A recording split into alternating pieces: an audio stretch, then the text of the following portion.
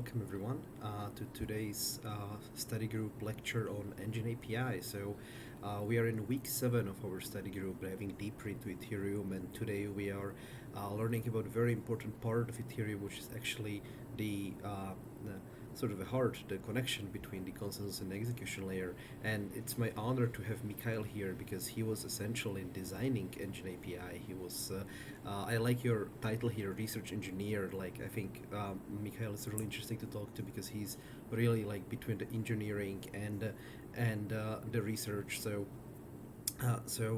He will give us a great insight into the origin of Engine API and how it works. So yeah, thanks so much again for being here, and the stage is yours. Yeah, thanks a lot, Mario, for this warm welcome. So thanks for introducing myself. So we'll not, spend much time on it. So as Mario said, I'm a research engineer working at Consensus, and today I want to cover the Engine API design rationale, basically the core things and reasons why the Engine API has the shape as it has today. Because I feel like we lack this information somewhere out there. So we lack the resources that people can really use and learn about the rationale of this API. There is the resource like that is very useful, showing how it works actually. So which methods and responses are between the method calls and responses between CL and DL. But yeah, this time we'll talk about the design rationale. So I'll just try to cover it and make it more clear, probably for you and many others. Okay, so I'll start my talk from some trip to the history, to the early days of the Engine API, and the first appearance of this concept happened in 5 years ago. So there is basically the ETH research post by Danny Ryan, he has proposed this separation of concerns between. Recording has stopped. Sorry, Gordon has Yeah, stopped. no worries, no worries. We have a backup. Um, just go ahead. Okay, okay. Sorry. Yeah, worries. Okay, so I should have said that 5 years ago we didn't know how we will do the merge exactly. Like, so it was not a given. We were seeking for solutions, and then he basically proposed the idea of separating the concerns between the consensus layer client and execution layer client. So you can on this slide, you can see ETH2 and ETH1, client and engine. So those are really old names that we used back in the days. And to highlight the idea, so it's basically like then you proposed that the ETH2 client will be responsible for the consensus part. It will produce the beacon. It will process the beacon chain and basically run the consensus protocol.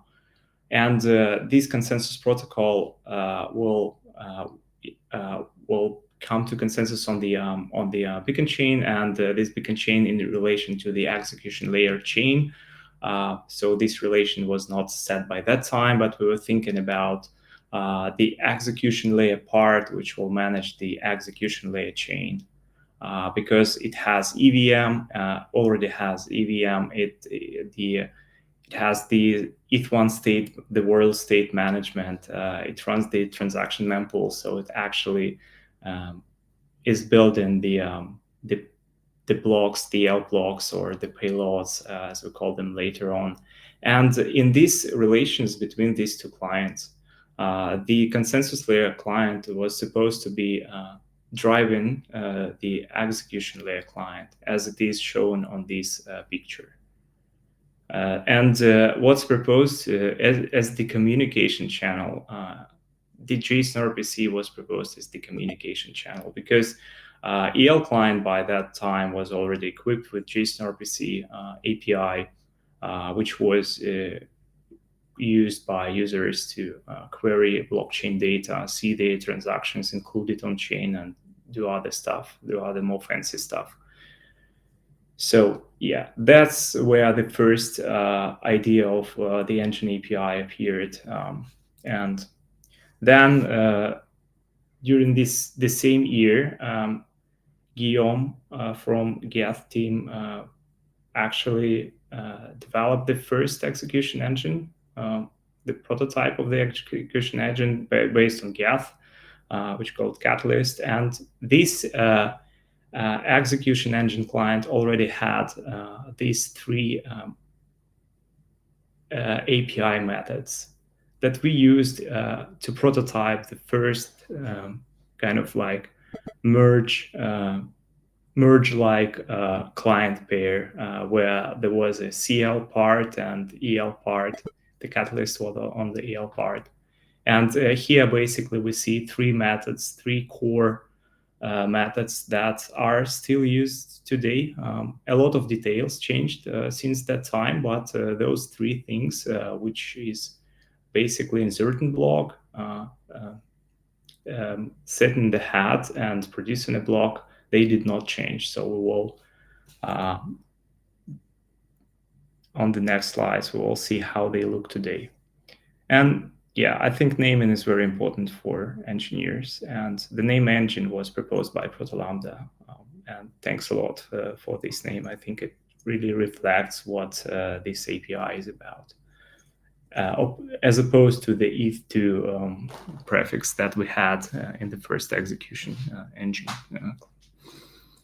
Okay, now, yeah, since the history part has finished, we went over it, and we can, I think, start talking about the core of the EngineAPI, how it looks today. And yeah, I don't know if there are any questions so far. I guess not,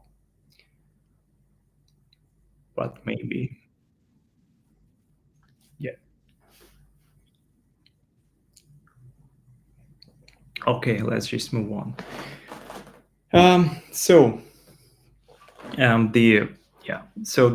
Actually the blockchain client is the event-driven system, and the CL client and the EL are event-driven, and so we will use this. It makes sense to outline the core events that happen while processing the blockchain data, and the corresponding EngineAPI methods that are used to handle those events. So the first one is new block. So new block is received from the network. And in this case, in the case of this event, consensus layer will start processing this block, will validate the consensus data, will process attestations, pay rewards, and all this kind of stuff. And throughout this block validation on the consensus part, the consensus layer client will also, which is very important, will also call the new payload method on the execution layer client side, which answers the main question whether this payload is valid from the point of execution.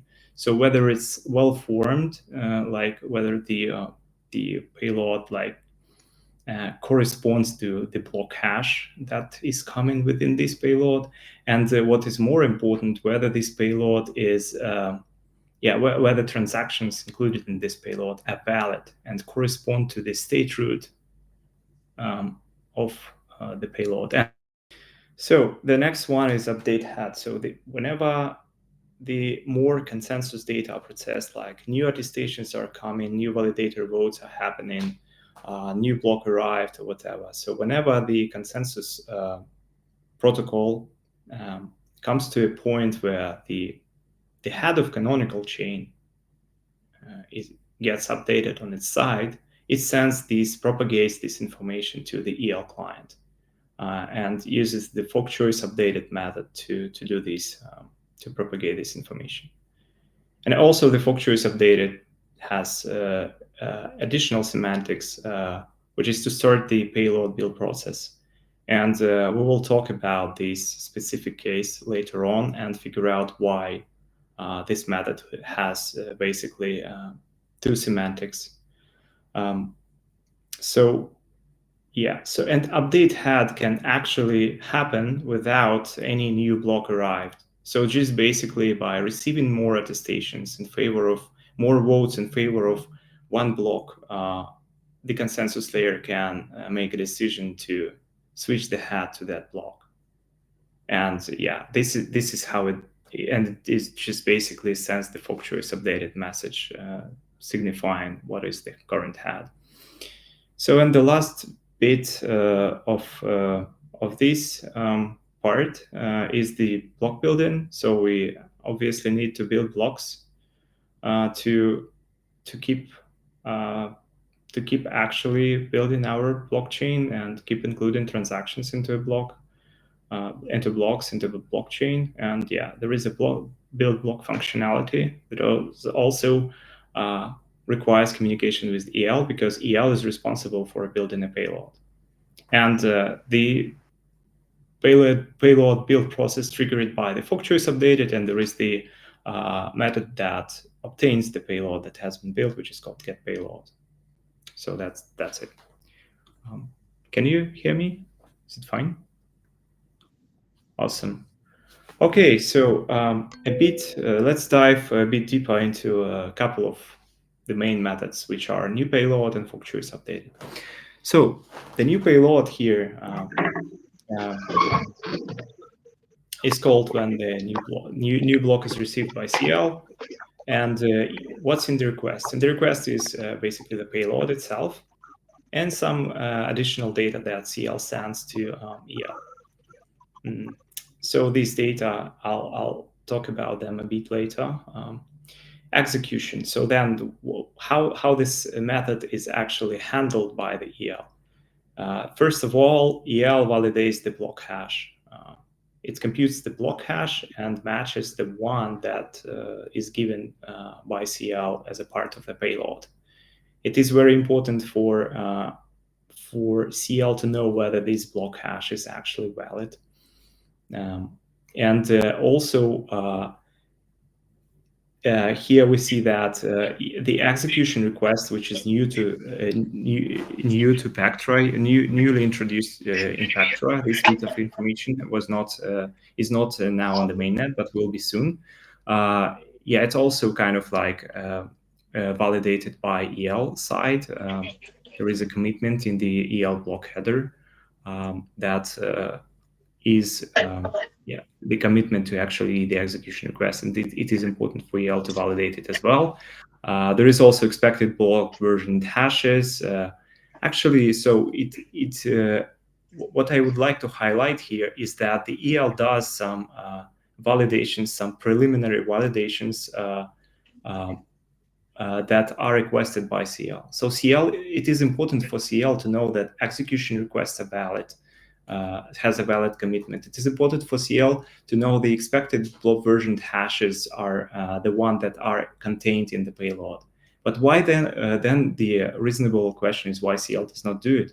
It is basically because to run these validations, for instance, to run the block hash validation, CL needs to know how to compute Keccak 256 hash function and how to compute RLP.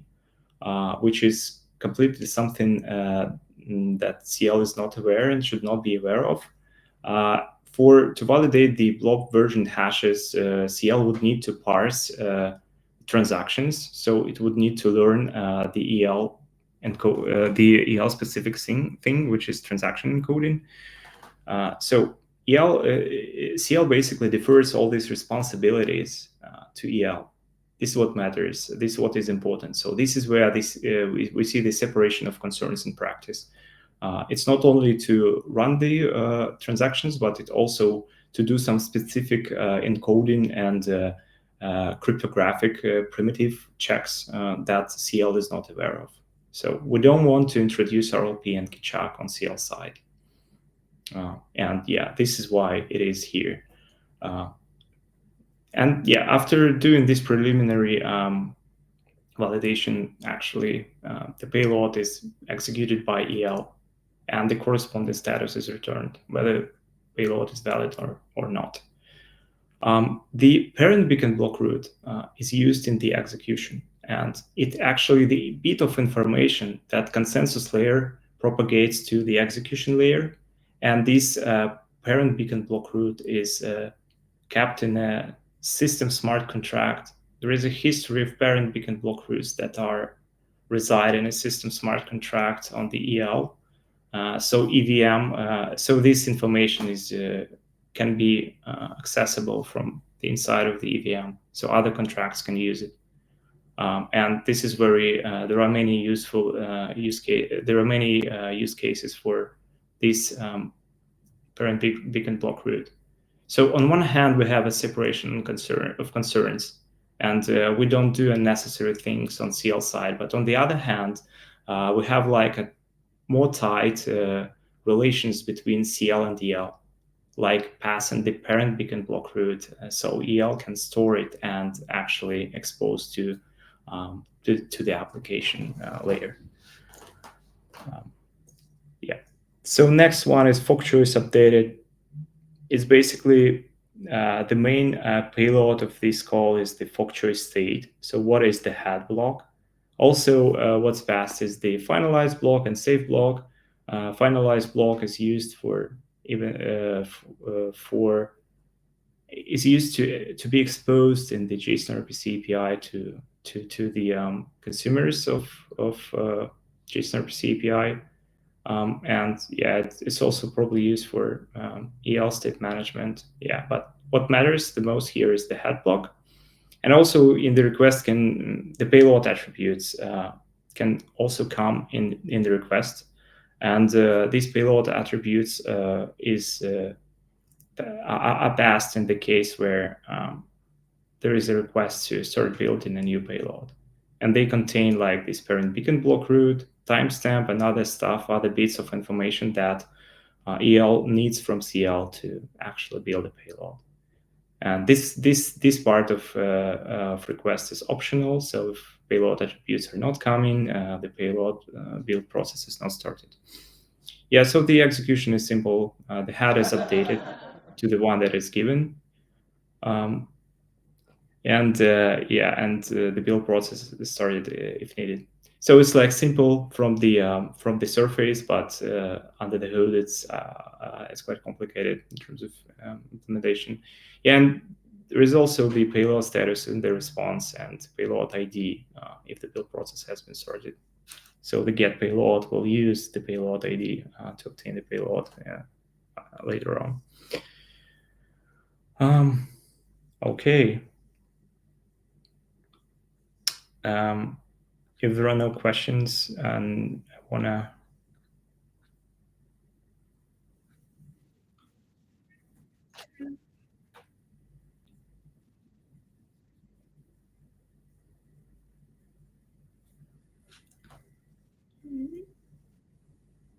Okay. Yeah. So now I want to talk about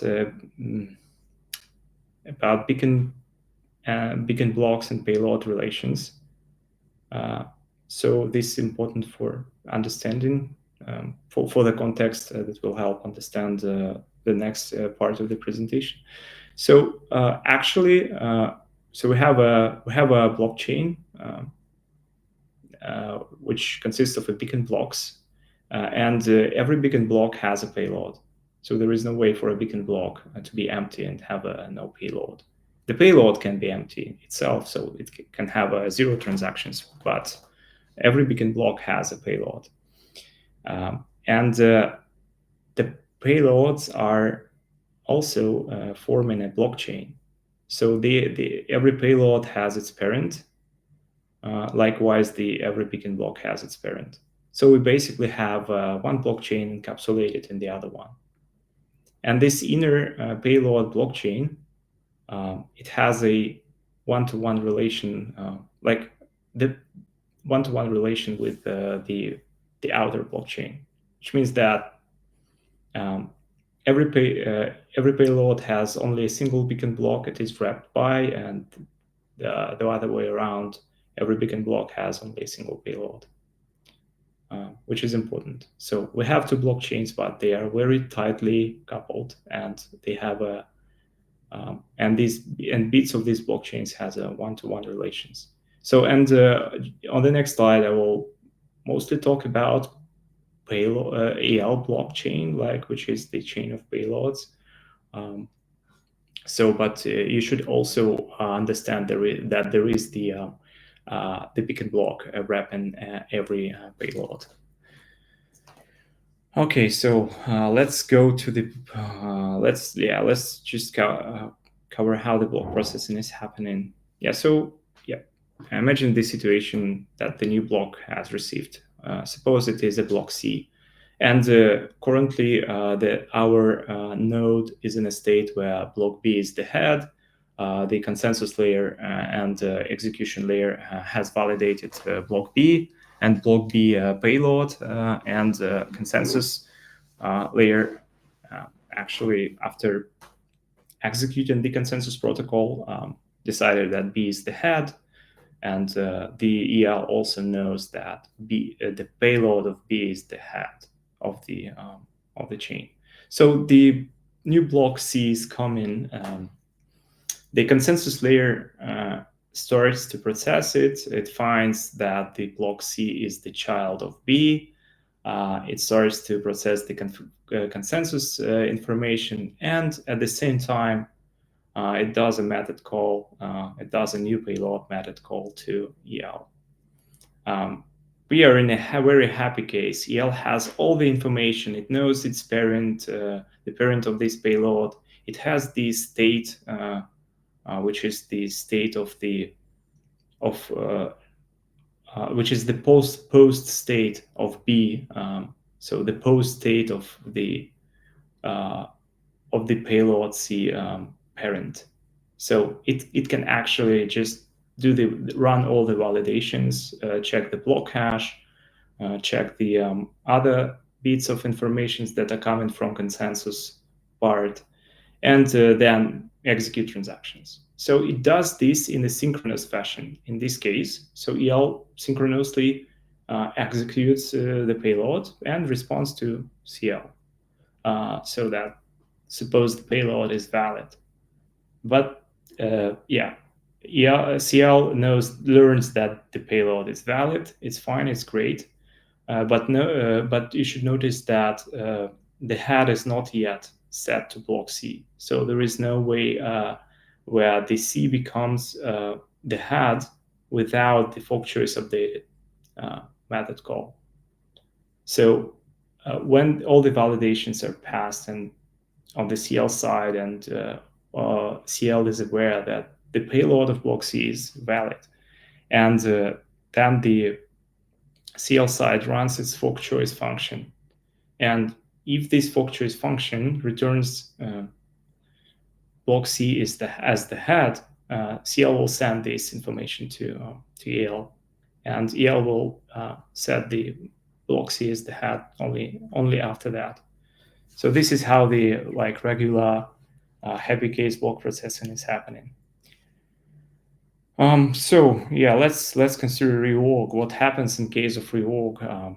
Suppose our block C is the head, and the block D, which is not a descendant of C, which is not a child of C, comes, and block D has block B as a parent.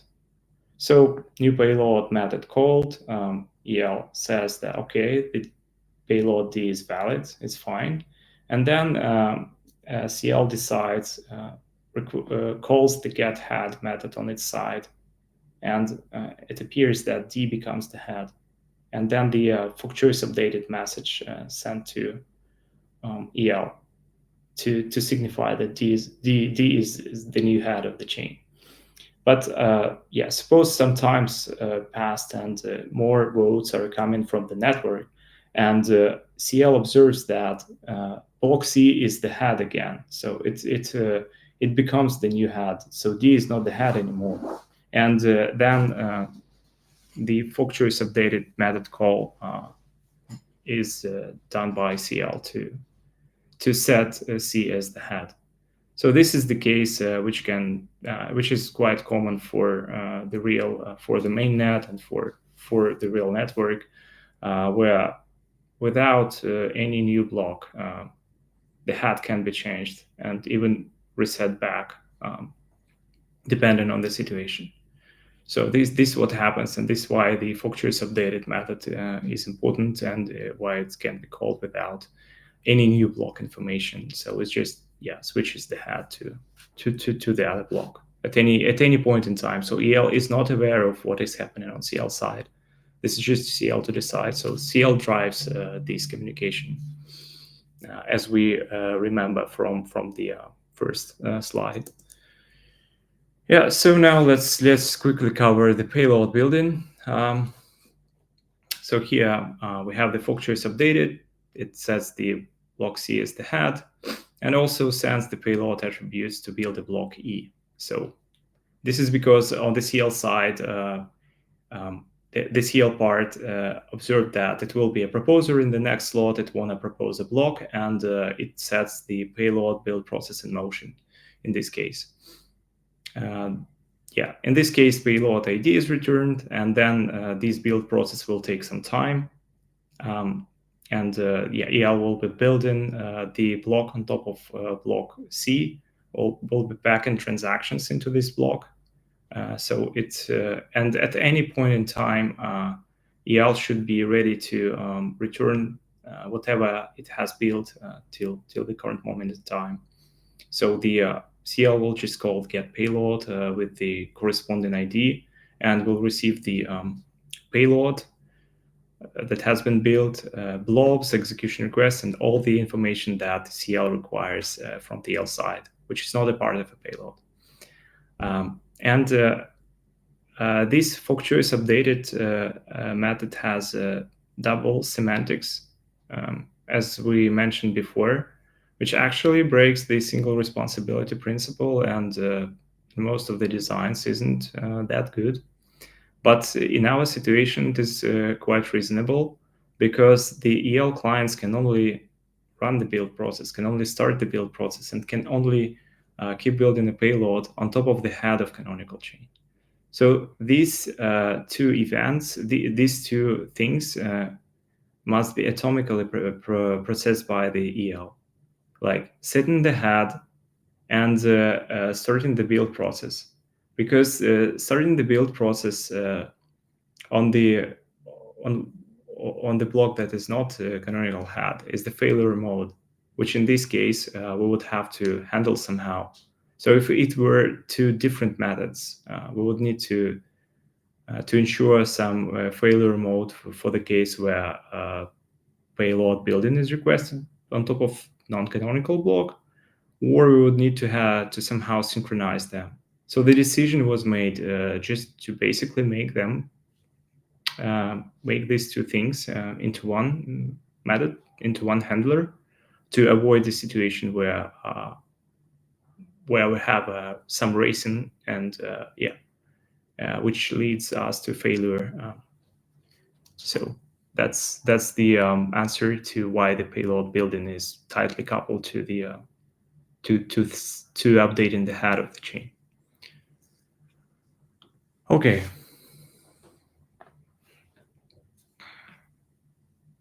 I guess we have some questions.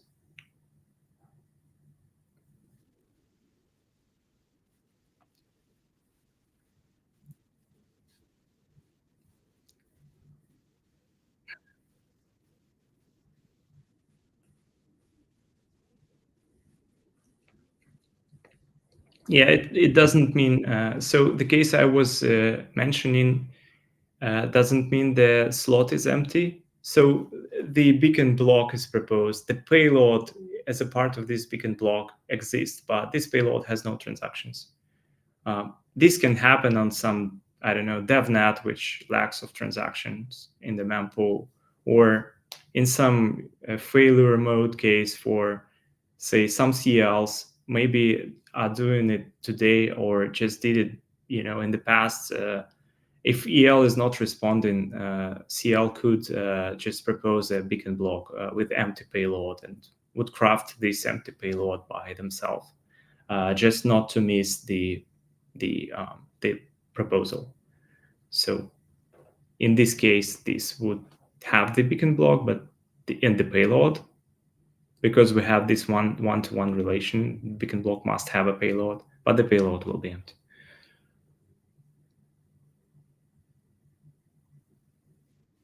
Yeah, yeah. So yeah, the next. Sorry.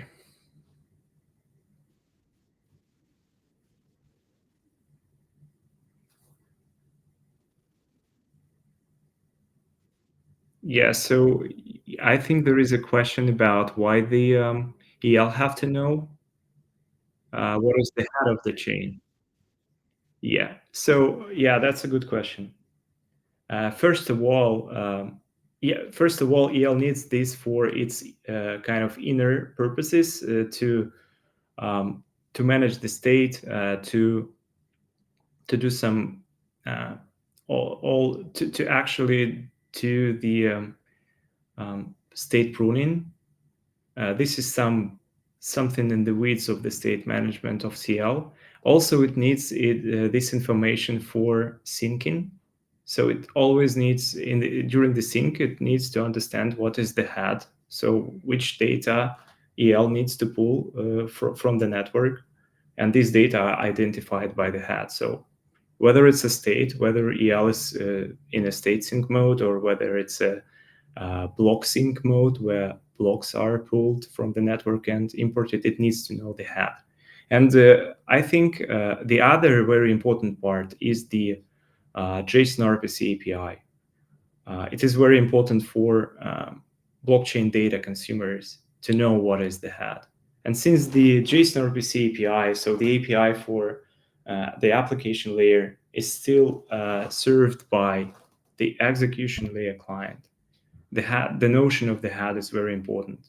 Likewise, the notion of the finalized block. So EL needs to know about finalized block, because blockchain data consumers can basically say, okay, uh, what is the most recent finalized block? Yeah, it's this one. Whether my transaction was in this block or in one of its parent, sorry, or in one of its ancestors, in the parent or one of its ancestors.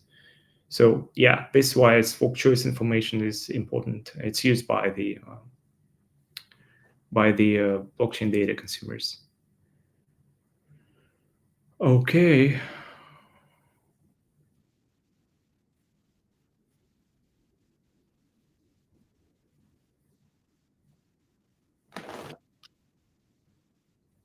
Yeah.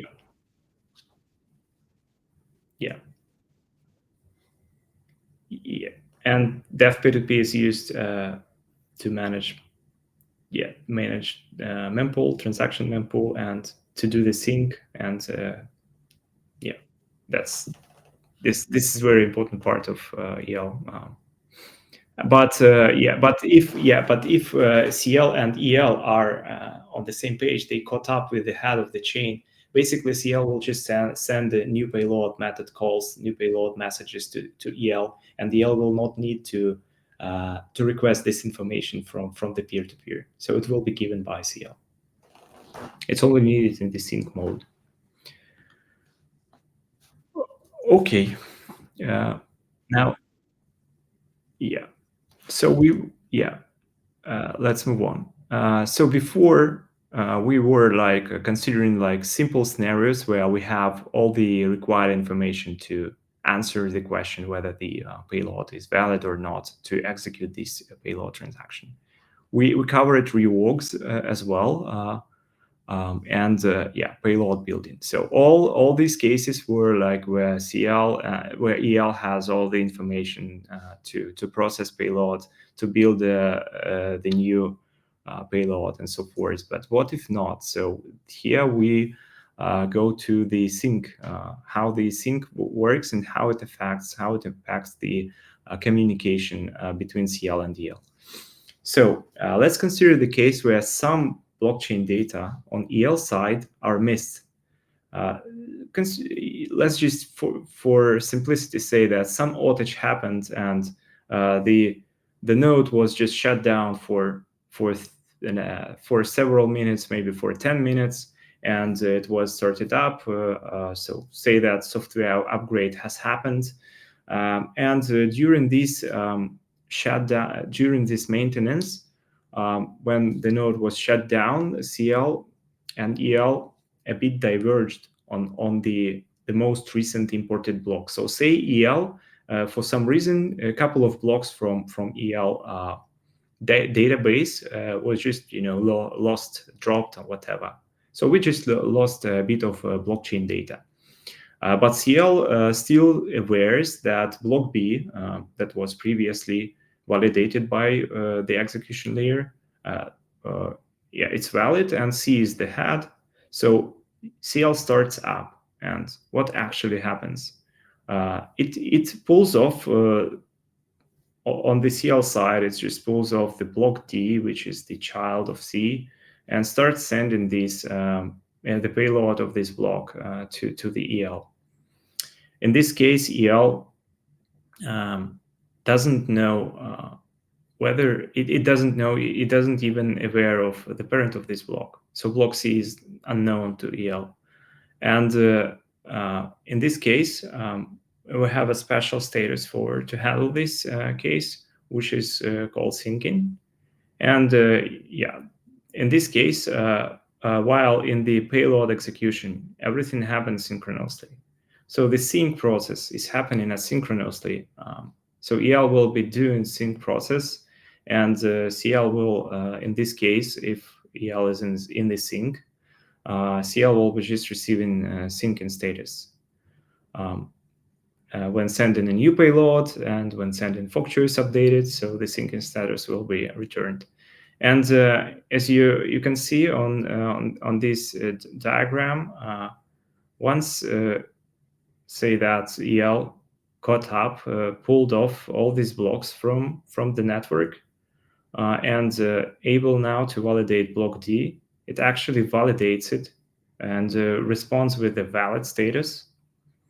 And yeah, from this point, CL awares that EL has all the information to keep up with the blockchain and to keep processing blocks. So from this time, while EL was syncing, the CL could not propose a block, could not vote, because the information that is required to do the validation duties, validator duties, was not there yet. So it could not validate the payload D, for instance. So it can't vote on this payload unless it is fully validated by EL. So it's syncing. The semantics of syncing is kind of like a very undefined state where it's not known whether the payload in question, in this case payload D, is valid, and in addition, it's also not known the parent block, the ancestors of this payload, are also not known to the EL, and it is undefined whether this information can be pulled off from the network. So EL will just attempt to do this, will try to pull this off. But it can be the case in the edge case scenario where these blocks are unavailable, and in this case, the EL will be syncing until the CL points out to some available chain, and this is how the situation would resolve. So we have to add this status for EL to catch up with the head of the chain once the EL misses some data to import a payload that is requested to get imported to validate it. Yeah, so this is how syncing status appears in the EngineAPI. So we have like valid, invalid, and syncing so far. We did not cover like invalid case, but obviously if some payload is invalid, and yeah, the EL will discard the invalid payload, and CL will discard it as well, and never import anything, any descendant of that payload. Yeah, so here is, let's talk about one of the edge cases for the syncing. So let's consider this case that we had before. So we have EL misses block B and block C. It receives block D. And then the CL receives block E and also calls the new payload with the payload E. But at this point in time, EL keeps validating. As I mentioned before, sync process is happening asynchronously. So EL keeps validating, and for EL, it appears that block B is invalid. So the question is, what should EL return in this case? If it simply returns invalid, CL will not know which one is invalid in this case. So it will likely say, okay, so I send the CL could conclude that the payload E was sent and EL returned invalid. So it means that payload E is invalid. But in this case, it is the ancestor of payload E is invalid, which is B. So, and here is kind of the question to the audience: do you know, or how? Do you maybe you already know how it's handled, how the situation is handled in EngineAPI, or if not, how would you handle this case? What would you do?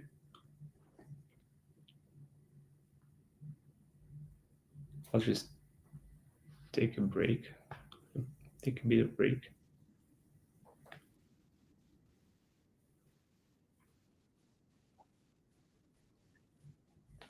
Yeah, no, we actually have we have the payload, yes, and we have a payload hash. So we have,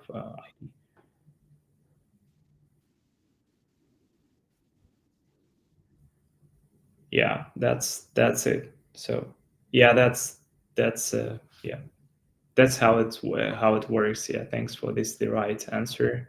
So,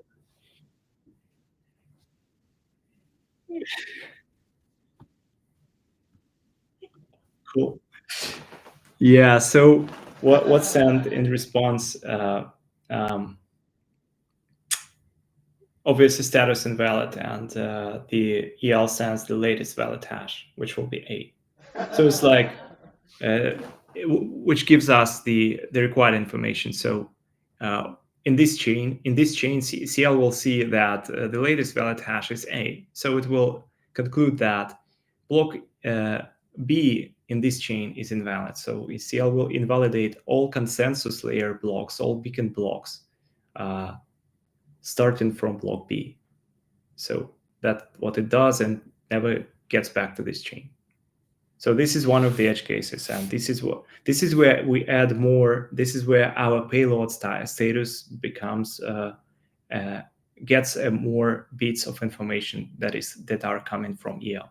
So, and this edge case was not obvious from when we were discussing and designing this thing. So it appeared some time into this process, and we had to and we decided to use this solution. Okay, syncing. So the sync process is kind of, from the EngineAPI perspective, is kind of covered. To summarize, we have a sync and status, which actually means that EL does not have enough information to say whether this payload is valid or not, and it does not also know whether and it may not know whether there is enough data in the network, like whether there is a parent block available, the parent block of this payload is available in the network. So this kind of quite undefined state, which EL will recover from on its own with the information from CL side. So CL will keep feeding payloads to EL, and EL will resolve this lack of data. And overall, this process called optimistic sync. And optimistic means that CL keeps sending payloads to EL without knowing whether the parent of this the parent payload is valid, and keeps doing it to let EL sync with the network. And this optimistic sync is completely different topic. So questions?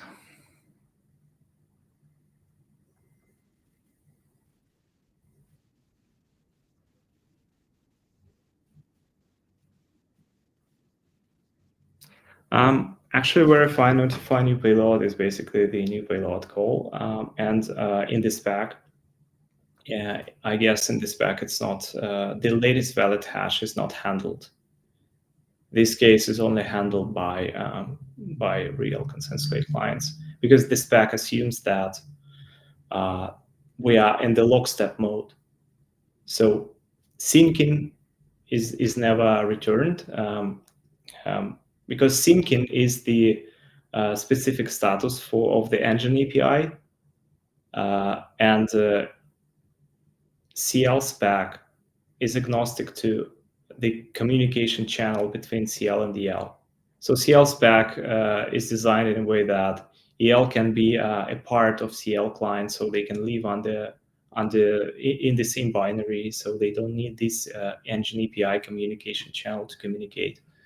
So this is why the CL would miss this latest valid hash, because it's just basically specific to the EngineAPI stuff.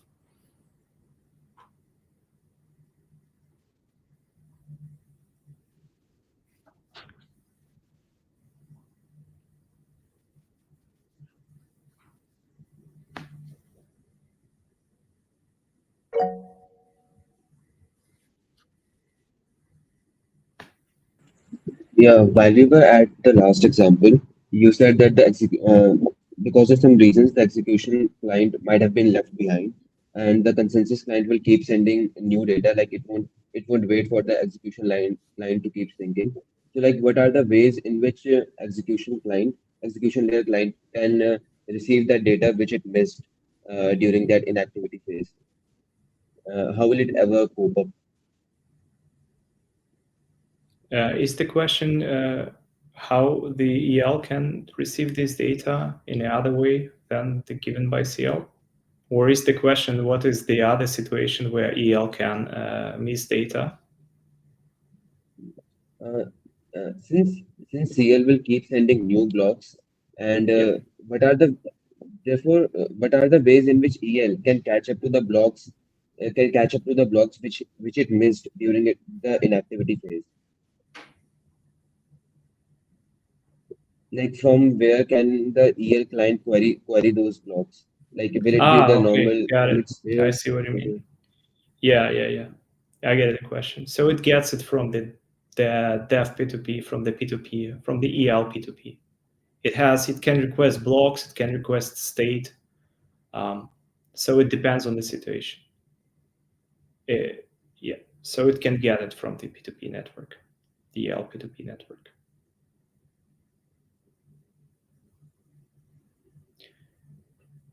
And here, a little bit, to expand on this, there can be two situations. The first one is syncing from scratch. So we have started a node, and it's just, the state is empty. And in this case, the EL will use the state sync, so it will pull the state from the network to, like most of EL will do this. And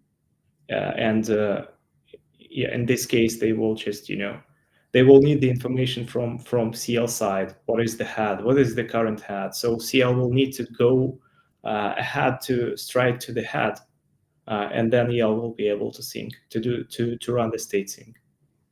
The other case is what we have described on the slide, what we had on the slide. So some outage happened, and in this case, to fill the gap, EL will pull the blocks. We'll just pull blocks from and we'll fully execute blocks. And CL will keep fitting it with a new head, but in this case, the new head is not that important for EL to catch up.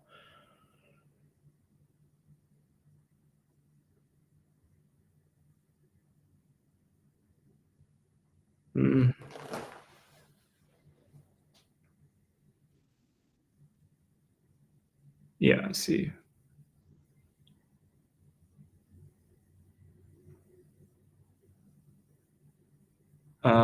So why would the EL be unreliable to get this information? So the EL is so yeah, I don't know what's this question is about. So whether it's about CL trust in EL or what's this about? Why would EL be unreliable to do this, to handle this part? Why do you think so?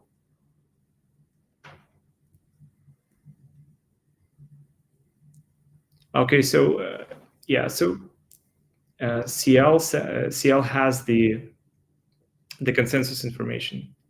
So CL knows what validators has voted on, what block is finalized. So this consensus part assumes that all these validators who voted, we have an honest assumption here, they have executed a block. And if CL just follows these consensus bits of data and runs the consensus protocol, it knows that it can assume that what CL observed as the head of canonical chain has been validated by many others, and it is safe to communicate this information to EL and ask EL to actually request this data, and rely on EL that this data will be requested and validated, and this data actually with a high probability are available in the network. Because otherwise, why would the majority of validators vote on some block?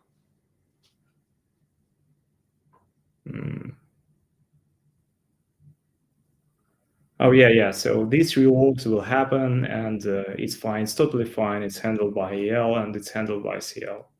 Yeah, it's like, if while the EL experienced outage, the CL switched to another fork, it will just say that, okay, this is the head to EL, this is the head, you should catch up with this head, pull off the required blocks, pull off the blocks that you miss and execute them.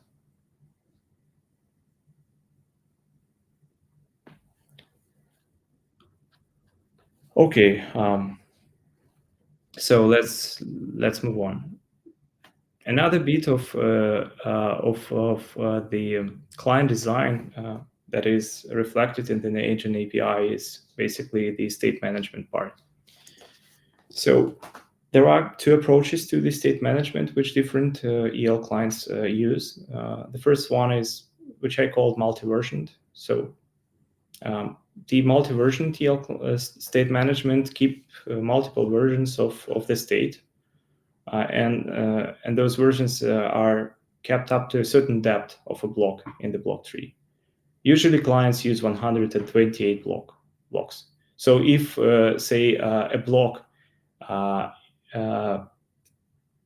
is 1,000 blocks behind, some block is 1,000 depth, has 1,000 depth, which means that it's 1,000 blocks behind the current head.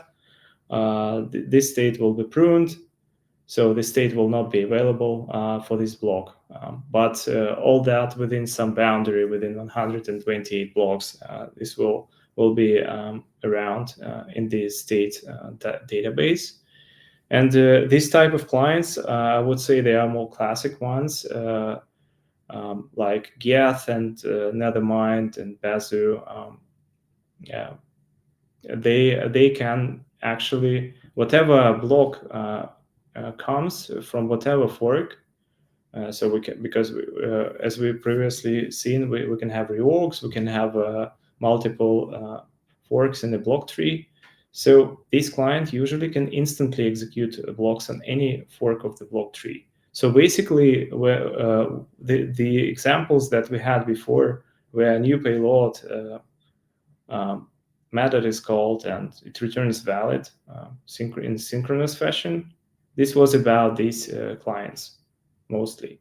So they can execute blocks on any fork instantly and respond with a meaningful status, which is valid or invalid. The other type of clients, the other approach to state management is single versioned approach. This is to only keep the one state, which is the post state of the head of canonical chain. And this is quite novel approach, and it's reasonable because it's quite efficient in terms of space and works quite good in the case of reworks. This approach first used in Aragon, and it also used in Reth. So it's actually used in all Aragon-based state management clients. And what's specific about this type of clients is that they cannot they can only execute blocks on a chain when it becomes canonical.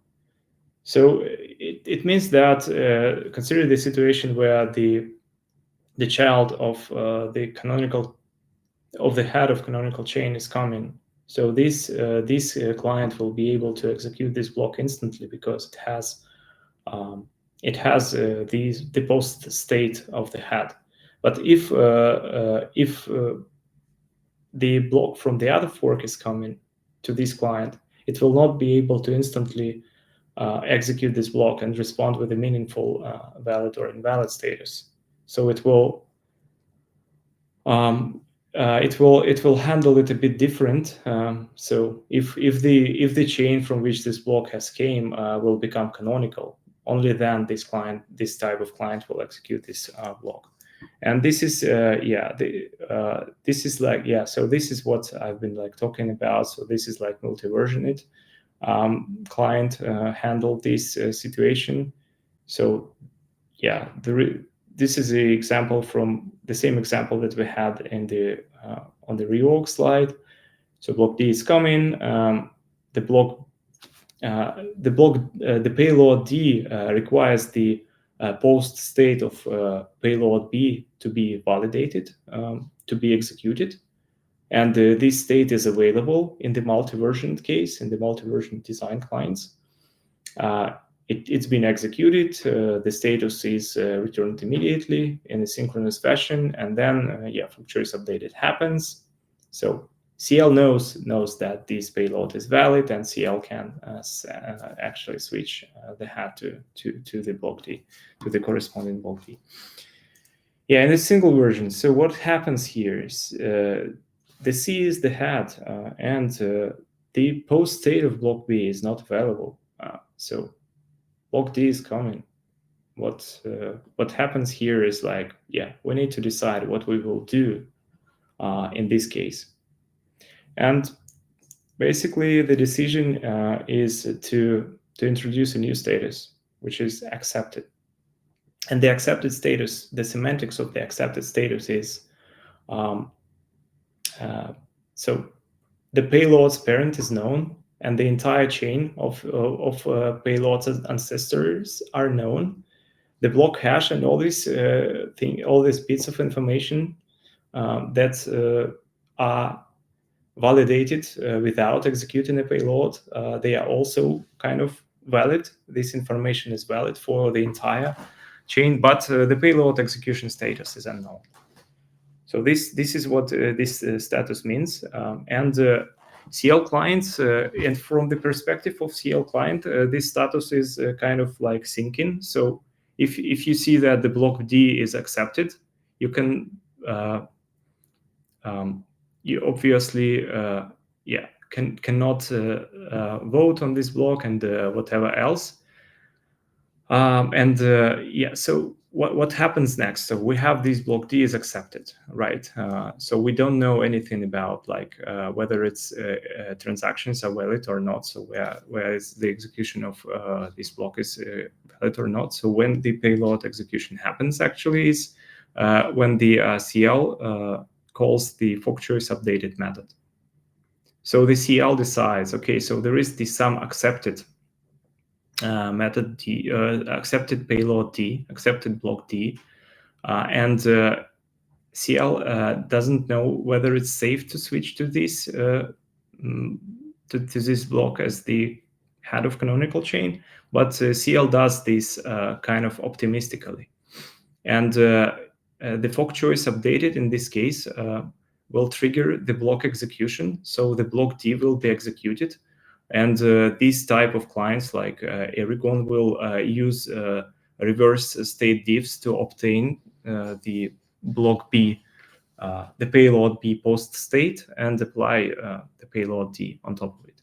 So, and in this case, the fork choice updated for this case is equipped with the payload validation status.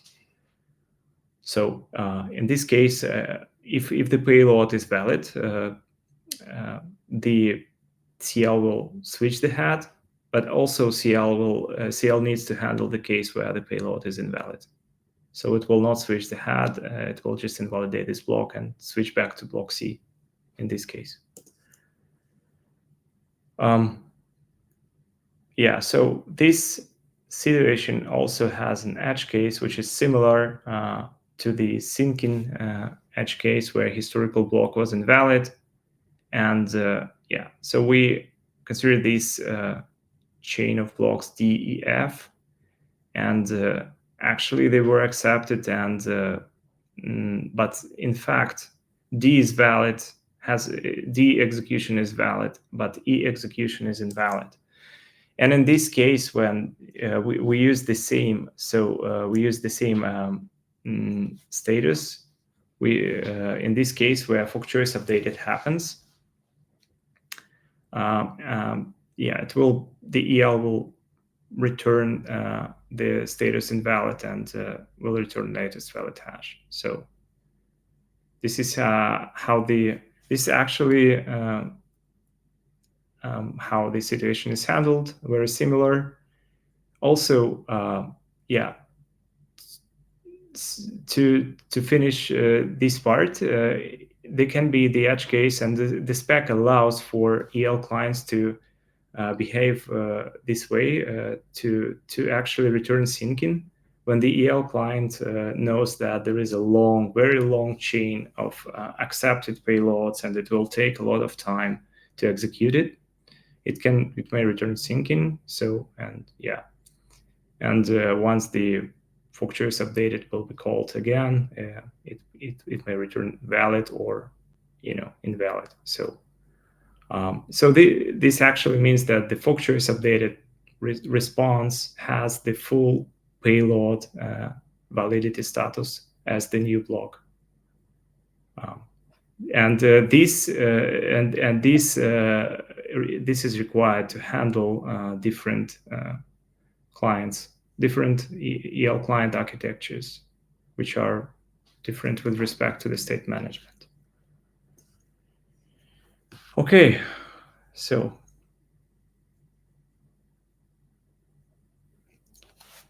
yeah, Geth and Bazu and Nethermind they use. Yeah, I think that the clients now, kind of EL clients like Geth and multi-version clients, they also have a reverse state diffs to do reorgs deeper than these 128 blocks. So they borrowed some architecture from architecture solutions from single version client, which is great. Awesome.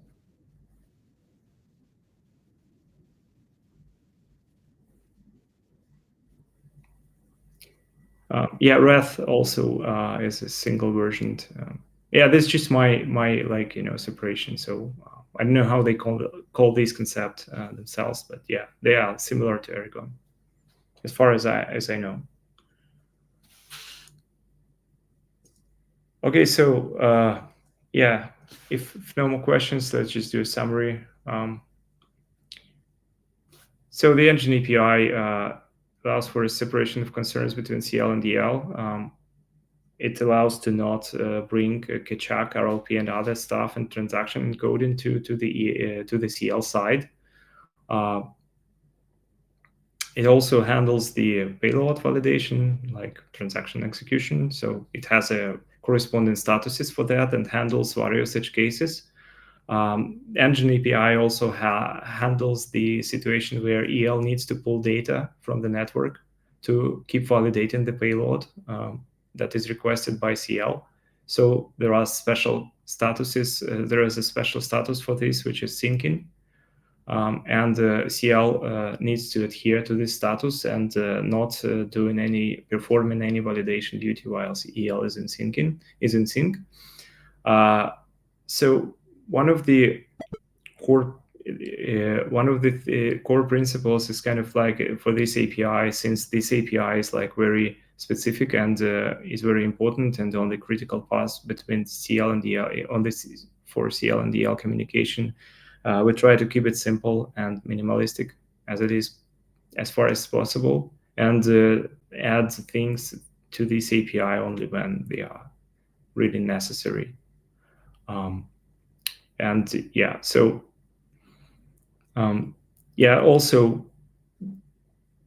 this API has to support different state management approaches, and so this is the building blocks, like the rationale behind what we have today. So behind all these statuses and all the bits of information that CL and EL communicates with.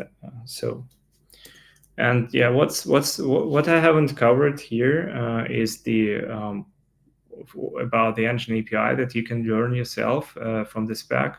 It has versioning, so every method has own version. This is basically how we do hard forks, and where the semantics of the method is changing, or semantics or the data structure this method operates with is changing.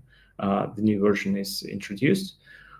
There is a bit of security. It uses, like, if say execution layer client runs on a separate machine, it uses JWT tokens for authentication, so for basic security stuff. Also, EngineAPI has some auxiliary methods apart from the core things, and here are some methods outlined here. So maybe worth saying about payload bodies. This is done for CL can offload payload bodies transactions, for instance, and keep storing only the payload headers.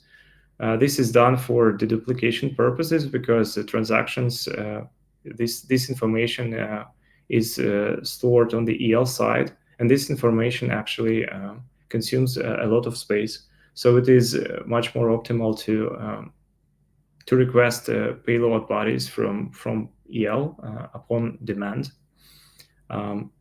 Also, there are get blobs, which is the optimization for blob propagation. There is a client version which returns the EL client ID and exchange capabilities, something that is used by CL clients and EL clients to learn about which method versions they both support. Yeah, so some improvements and some enhancements to the EngineAPI that we have today that I would like probably to highlight here. So some CL clients run block cache and other preliminary validations that we mentioned on themselves, on their own. So they only communicate with EL to validate transaction execution. This is done for optimization during the sync process. Nimbus has a prototype client which doesn't use syncing. So they basically they have a status method to ask EL about what is the most recent block that you are aware of, and they roll back in their CL client to start syncing from this block. So syncing basically status is kind of like not used much in this case. But that's a prototype, and I think it's a interesting idea and step towards interesting concept of getting rid of EL blockchain data and use EL just for state management and transaction execution. But I think this concept is pretty. We are pretty far away from it because mainly because the blockchain data consumers, the Ethereum blockchain data consumers, they use JSON RPC API, which is exposed by EL, and mainly because of that, EL needs to keep the blockchain data, the EL blockchain data on their side. So should we do this? Should we deprecate the EL blockchain data? We would need to do something about the API and probably switch to the Beacon API, extend it with the user functions, user interface. Which is quite a big challenge, I think. Yeah. So actually, there is a Cortosis tool that allows you to run. If you want to try and look how the EngineAPI calls look like in the live in the runtime, so in the live client, you can use Cortosis. Here is the deep dive by ETHPanda Ops team on how to run an Ethereum DevNet on your local machine. And this guide also mentions the RPC Snooper tool, which is basically the man-in-the-middle tool that tracks the EngineAPI and other RPC calls between CL and DL clients. So if you want to look at this and do this as your kind of like homework exercise, yeah, that'd be great. So these are the useful links, and thank you very much. Yes, there are references here. Yeah, thank you for being with me on this session. And if you have any questions, please fire away. Happy to answer them.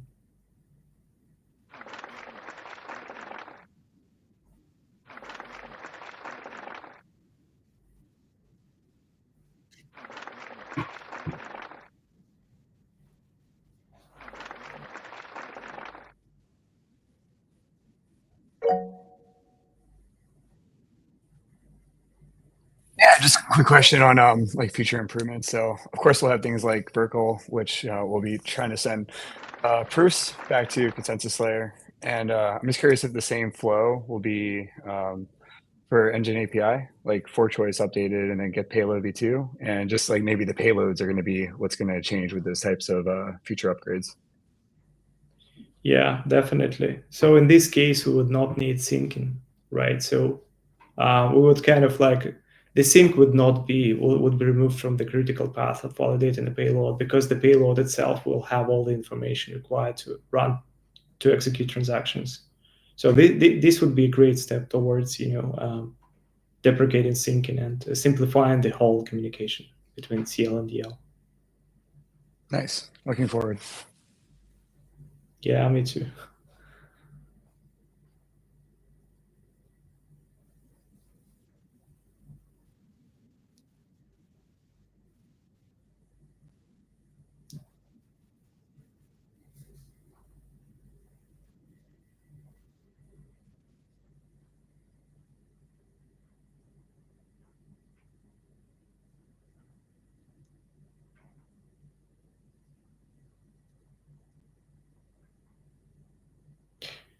If anyone will have any questions after and during their work about the EngineAPI, feel free to find me on Discord and ask questions. I'm always happy to help.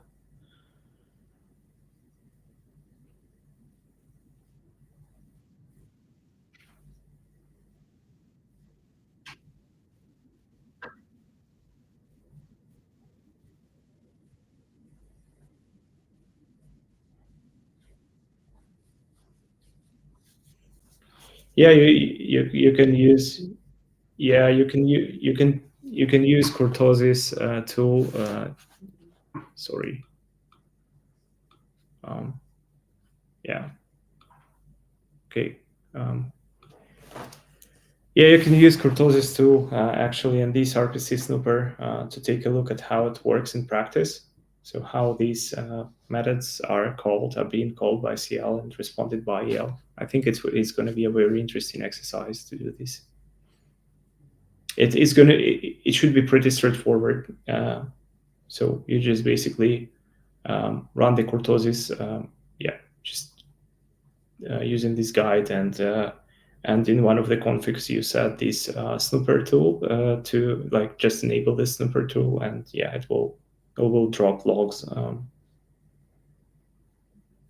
so you can see them, the communication.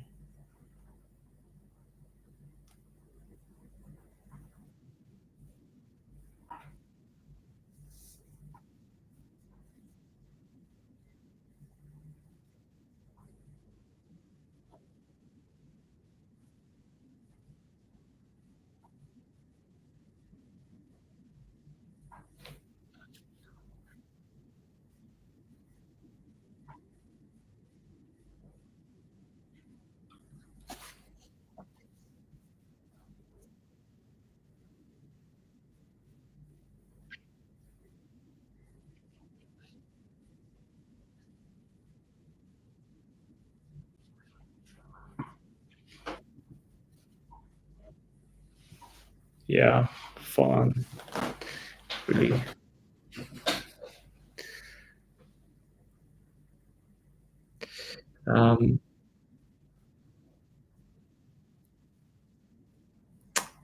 Oh yeah, that's a good question. I'm not aware that I was affected anyhow, and I'm not aware about some specific cases for this part, of the client.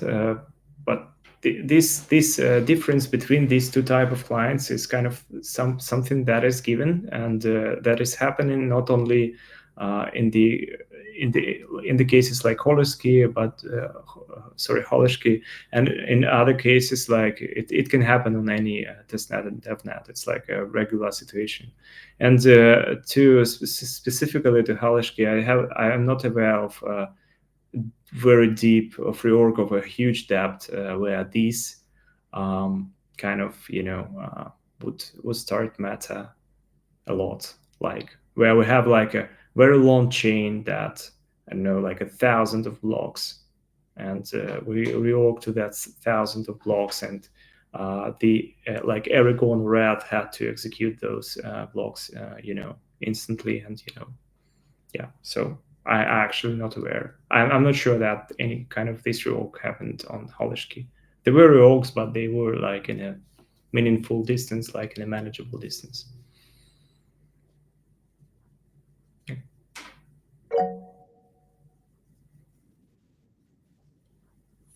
Yeah, if the consensus layer will try to do get payload v2, and the execution layer isn't actually done like building the payload, does it just respond back that I'm curious if it sends back a status, or will it just wait till the payload is built and then actually send it, no matter how long it takes, or like a timeout, for example? Just curious if that's like a failure mechanism or something. Yeah, so if there is no such payload build process, there will be error. But if there is the payload build process, it always initialized with like empty payload. So there is all the time something to return in response. And EL, it depends on EL, how do they do this, but let's say that there is some timeout, like 100 of milliseconds, after which the payload, the payload that has been built before is replaced with a new one. And and whenever a get payload is called, even though the new payload is being built, like a new version of payload is being built, there is something to return, and this is returned, and the payload build process is stopped. This happens, something like that. Got it.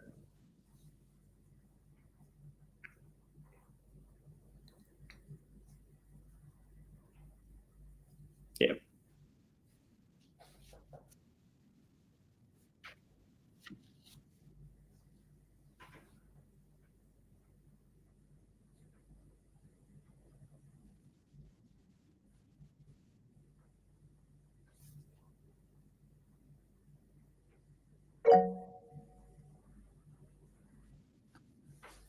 Yeah, just curious what would be like the most common reason why you'll send back a payload status as invalid that you see the most.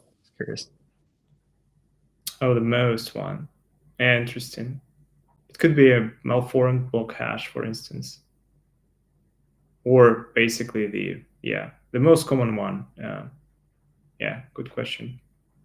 It can be anything like, the malformed block hash, or, invalid block hash, or something invalid, or, transaction execution is invalid. I would not say that something is more common than the other. Cool. And I think actually this happens, it happens from time to time on DevNets and on testnets.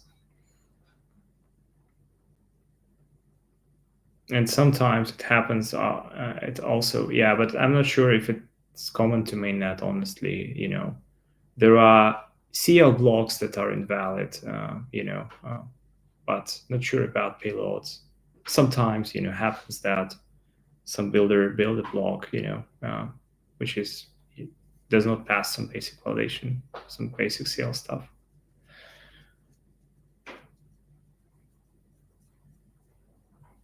Cool.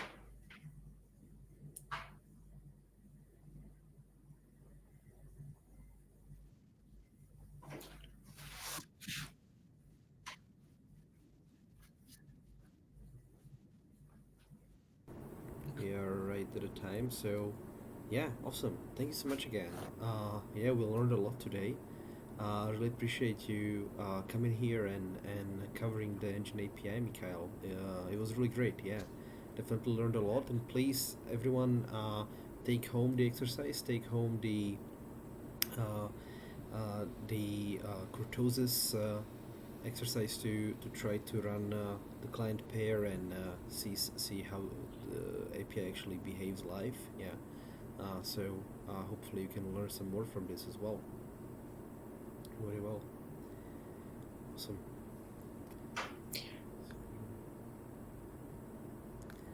Okay. Yeah, cool. So thanks everyone again. Thank you so much for joining and listening to Mikhail. And again, thank you so much for your time, Mikhail. I appreciate it. It was really great. Thanks a lot for having me here. And to answer the last question, like, there is no EngineAPI team really, so it is maintained by by developers. And, so it's maintained by many people, but there is no dedicated team. Yeah. Okay, thanks Yeah, everyone. very well.